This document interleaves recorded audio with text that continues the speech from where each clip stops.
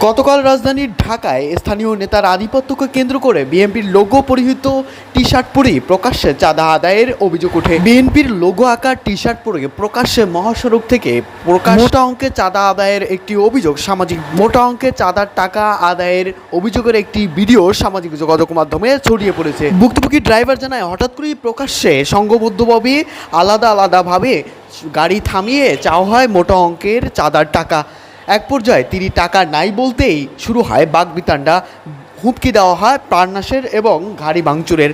তার পরক্ষণে গাড়ির গ্লাস ভেঙে ফেলা হয় বলে তিনি জানিয়েছেন। স্থানীয় বিশ্বস্ত সূত্রে জানা যায়, প্রতিদিন এভাবে প্রতিনিয়ত দুপুর 12টার পর থেকে শুরু হয় চাঁদাবাজি, আবার রাত 12টার পরেই শুরু হয় এই প্রকাশ্যে চাঁদাবাজি।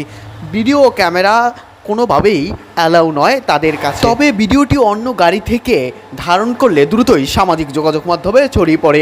শুরু হয় নেটিজেনদের মাঝে নানা আলোচনা সমালোচনা। কেউ বলেন, শুধু রাজধানীর ঢাকা নয়, বাংলাদেশের নানা প্রান্তরে এভাবে প্রকাশ্যে মহাসড়ক থেকে নেওয়া হয় চাঁদার মোটা অঙ্কের টাকা। তবে আমাদের সচেতনতা এর ক্ষেত্রে বেশ জরুরি। স্থানীয় সূত্রে জানা যায়, স্থানীয় আধিপত্যকে ঘিরেই এমন চাঁদাবাজি প্রকাশ্যে মহাসড়কে হরহামেশাই দেখা যায়। কখনো ট্রাক থেকে, আবার কখনো পরিবহন থেকে নেওয়া হচ্ছে এভাবে মোটা অঙ্কের চাঁদা। গাড়ি থামানো সংঘবদ্ধভাবে কয়েকজন নেতাকর্মী মিলে ভাঙচুর করছে।